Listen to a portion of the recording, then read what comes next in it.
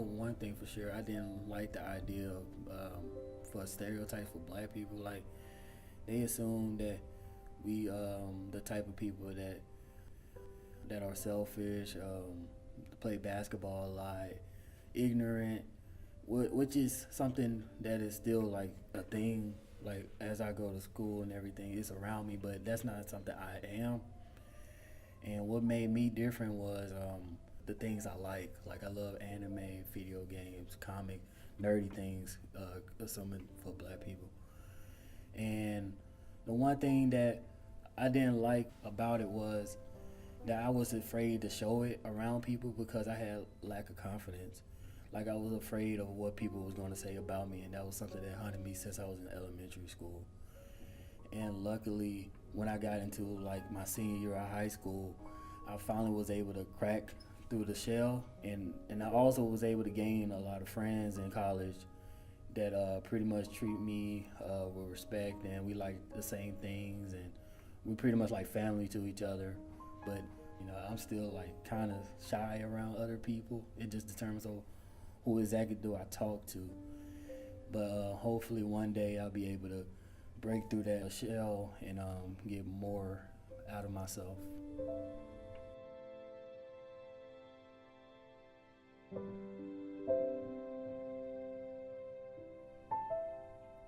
Growing up in Atlanta, it's a really diverse city, but in schools, what I've come to realize is that social groups were segregated by race. So white people hung out with white people, black people hung out with black people.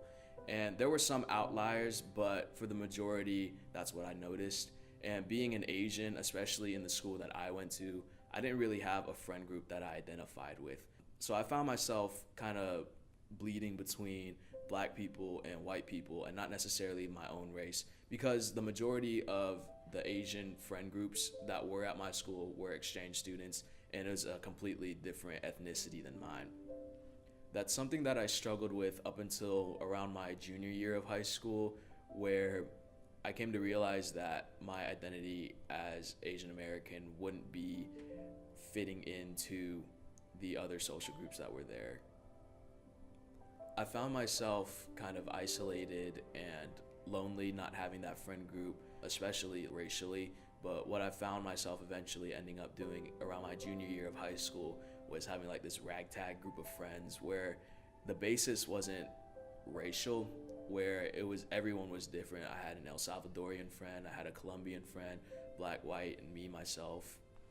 So I guess my standing as an Asian American grew some, but transitioning from high school to college, I find it especially difficult in the sense that Lipscomb is not nearly as diverse as Atlanta and what I'm used to, but I do find a confidence in that I don't have to find a friend group racially, but rather I can find those outcasts who are like me, who simply enjoy the same things that I do, and it's not a racially based friend group.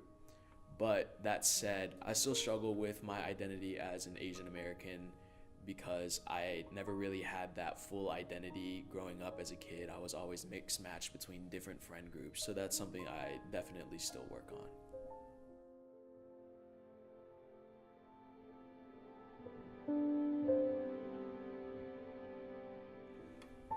What is the expectation of me? A question I ask myself a lot.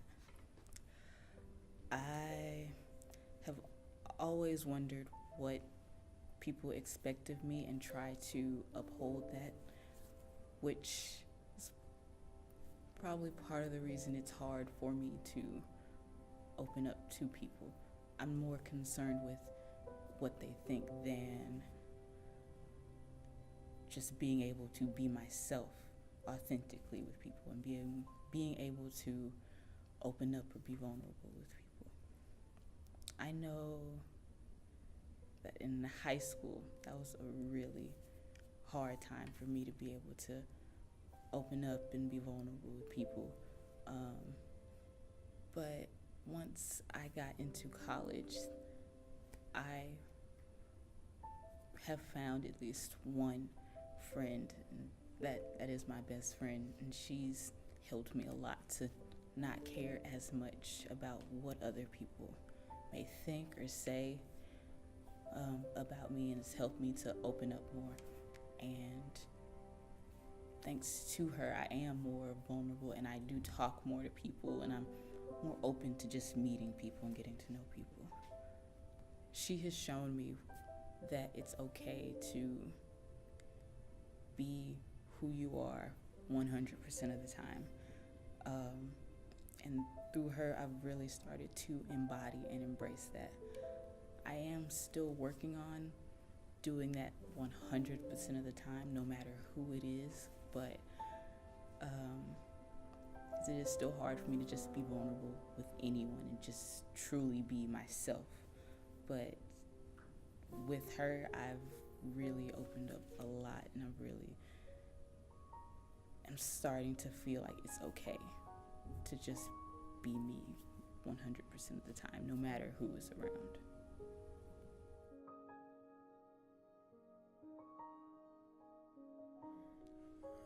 Lying, thinking, last night. How to find my soul a home where water is not thirsty And bread loaf is not stone. I came up with one thing, and I don't believe I'm wrong. that nobody That nobody But nobody can make it out here alone.